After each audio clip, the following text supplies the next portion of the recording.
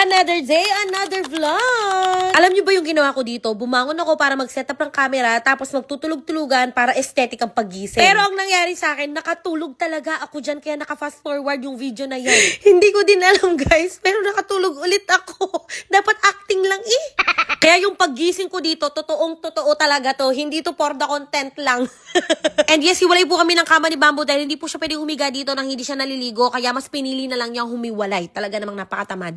Anyway, inasikaso ko lang yung mga gamit na dadaling ko sa school habang nagpapainit ako ng tubig. And yes po, hanggang ngayon di po ako nakakaligo ng walang mainit na tubig at sana naman magkaroon na kami ng heater.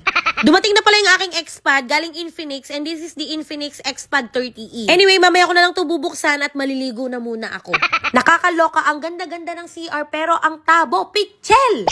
Naubusan na nga ako ng oras dyan kaya nagmamadali na ako at sa sasakyan na lang ako mag-aayos. As always, dahil napakakupad kong kumilos, dito na naman ako sa kotse gumawa ng mga ritual ko sa buhay. Ay makalimutan na po lahat ng dapat makalimutan. Wag lang itong sunflower dew spray kung hindi aasim ang mga hindi dapat umasim.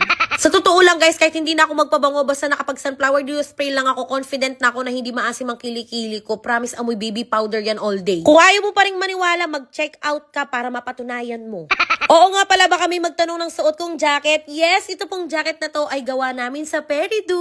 High quality jackets, hindi basta-basta naluluma, hindi nag-fade, maganda ang tela. Pero sa May pa lang po yan i-release, so maghintay na lang po tayo. Pero itong polo shirt na suot ko, available na yan sa Peridu. Nung lunch break nga, nakita naman ko teachers ko itong dala kong Xpad at mas excited pa sila sa aking mag-unbox. Sabi nitong co-teacher ko na magaling sa lahat ng computer, pwede daw itong gamitin na i-connect sa TV at ito na yung gagamitin mo pang flash ng PowerPoint. Perfect! So bago ko sabihin ng presyo, i-unbox na muna natin itong Xpad 30e ng Infinix. Sabi nila itong Xpad ang first true educational tablet dito sa Pilipinas. Kumbaga, tablet siya na parang tutor. Ganun daw yan. May kasama na nga itong case kaya hindi mo na kailangan bumili. Tapos yung case niyan, meron ding stand. Malaki-laki na siya guys. 11 inches yung kanyang screen display. Ang pinagmamalaki nitong Xpad 30e is meron na siyang built-in 120,000 educational resources na pwedeng gamitin ng mga bagets o ng mga estudyante ninyo. Nakita ko nga na may mga videos about science subject, may mathematics and English. So yung mga anak ninyo, pwede na silang mag-advanced study dito. May mga educational games din na natututo ka na, nag-i-enjoy ka pa. At ito pa guys, meron siyang AI-assisted na tutor na pwedeng matuto yung mga anak ninyo about mathematics, katulad nito.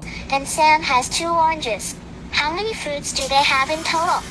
At ito nga yung presyo niya at pwede nyo ma-avail yan sa live selling ko sa March 27 at 7 p.m. Mark your calendar sa Infinix TikTok account, magla-live po tayo dyan. After break, back to work na nga po tayo at ito po ang pinagkakabisihan ng lahat ng teachers ngayon. Gawaan ng forms at reading pa. Ang pangpasipag na lang talaga natin ngayon is konting-konti na lang, uninterrupted vacation na. Anyway, hanggang dito muna ang aking vlog at kung umabot ka hanggang dito, paki-comment mo naman kung taga saan ka at anong oras mo to napanood. Yun lang for today's video. Bye!